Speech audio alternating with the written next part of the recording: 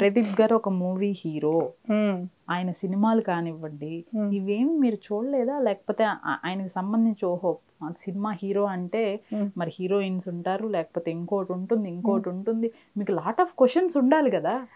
నిజం చెప్తాను. ఇప్పుడు నేను చదువుకుంటున్నప్పుడు ఇలాగా మ్యాచ్ రాగానే ఫస్ట్ నో అనేసాను. ఇప్పుడు నాకు మ్యారేజ్ వద్దు, పెళ్లి చూపులు అంటే అసలే totally against all these conventional things. చాలా ఒక రకంగా ఉండేదాన్ని నేను. దాన్ని ఏమంటారు మీరు, రివల్యూషనరీ అన్నారు, రెబెలస్ అన్నారు, ఏమంటారో నాకు తెలియదు. కానీ వరకట్నం అప్పట్లో బాగా ఉండేవి. వీటి పట్ల ఎదురు తిరగడము, ఆడపిల్లలు ఇలా మాట్లాడడము, మాకు డిబేట్స్ ఉండేవి, ఇలాంటివన్నీ ఎలక్యూషన్ కాంపిటీషన్ ఉండేవి అగేన్స్ట్ డౌరీస్ అని. ఇవన్నీ మా కాలేజ్లో, ఉమెన్స్ కాలేజ్లో, ఆంధ్ర మహిళా సభ కాలేజ్లో చదువుకున్నాను. సో ఆ కైండ్ ఆఫ్ ఒక థింకింగ్, నీ పెళ్లి చూపులు ఇవన్నీ మనకు కాదు అట్లాంటి టైప్లో ఉండేదాన్ని నేను. అలాంటిది నాకే వచ్చి పెళ్లి చూపులను పడేప్పటికీ నేను చాలా అగేన్స్ట్గా ఉన్నాను.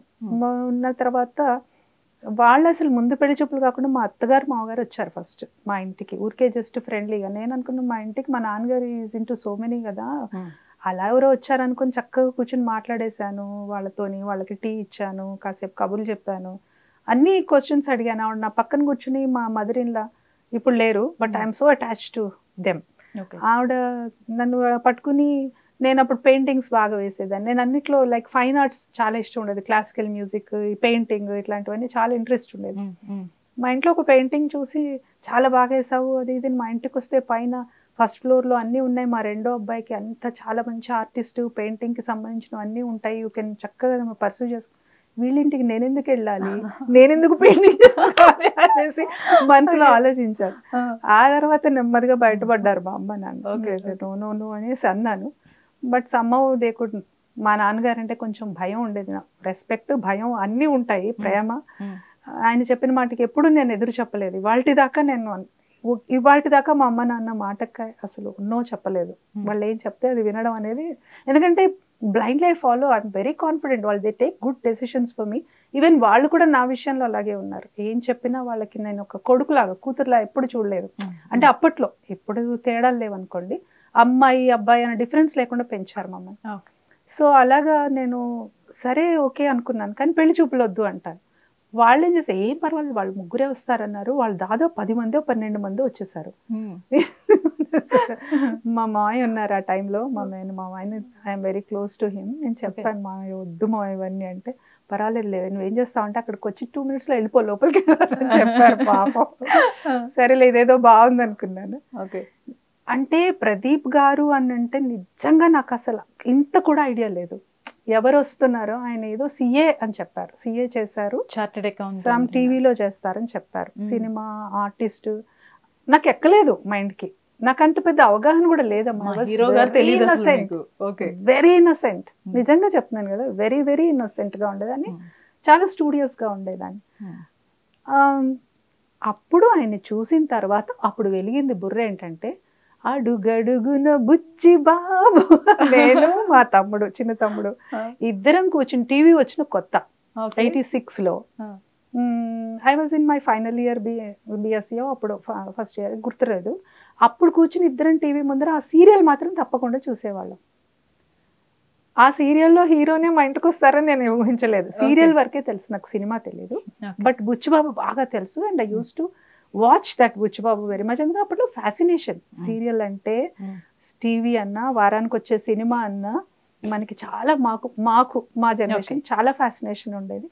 సో బుచ్చిబాబు అప్పుడు వెలిగిందో ఈయన అనేసి, అప్పుడు దాకా నాకు అసలు కావట్లేదు. కానీ తర్వాత నిజం, టు బి ఆనెస్ట్, మా ఇద్దరం తర్వాత కలిసాము.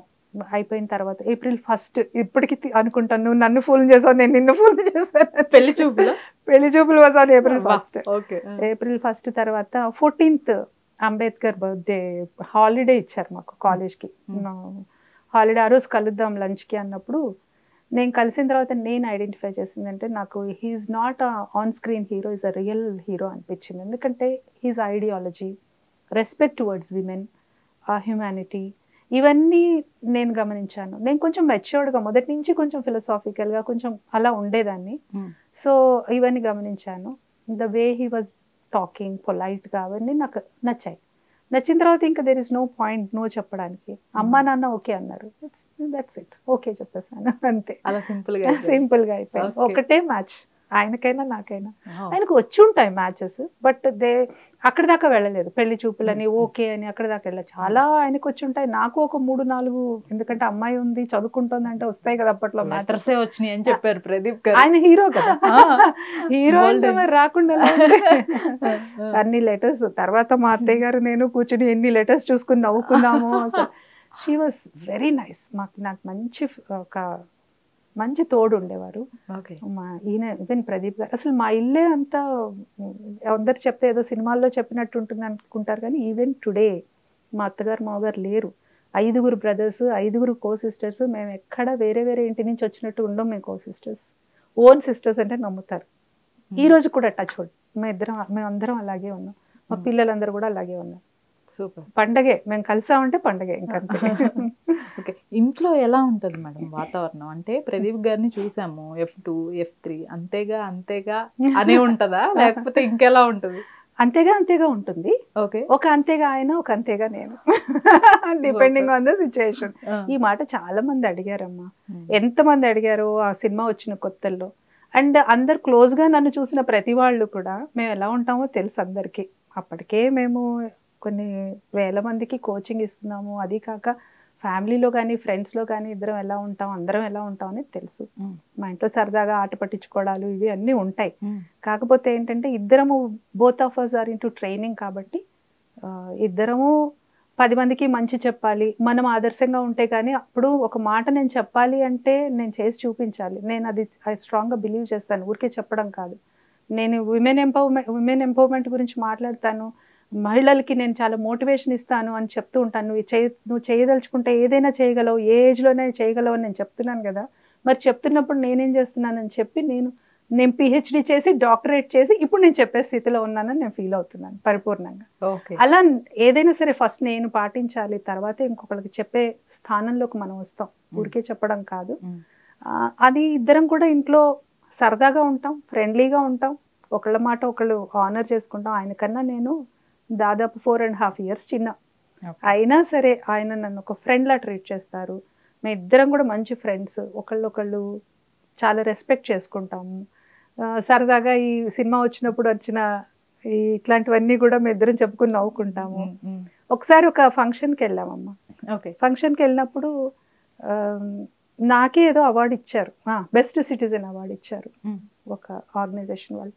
మేమిద్దరం ఏంటంటే ఒకళ్ళకి ఆనర్ చేస్తున్నా ఇంకొకళ్ళు వెళ్ళి కూర్చుని సీట్లో చక్కగా క్లాప్స్ కొట్టి ఎంజాయ్ చేస్తాం.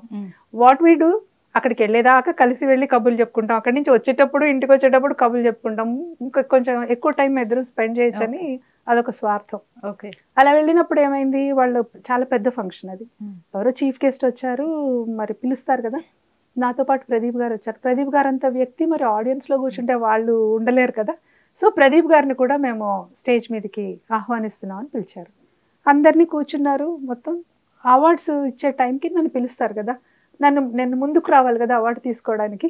ముందుకు వచ్చి అతను చీఫ్ గెస్ట్ వచ్చి అవార్డు ఇస్తుంటే ప్రేక్షకుల నుంచి ఒకళ్ళు, ఇలాంటి వాళ్ళు మన చుట్టూ చాలా మంది ఉంటారు, చాలా మందికి చెప్తాను నేను ఈ మాట, మనం బాగా ఉన్నా మూడో వాళ్ళు వచ్చి రాయేసే వాళ్ళు ఉంటారు, జాగ్రత్తగా ఉండండి అని. ప్రేక్షకుల్లోంచి ఒకళ్ళు గట్టిగా అన్నారు, ఏ ప్రదీప్ నువ్వు వెనకబడిపోయావు అన్నారు.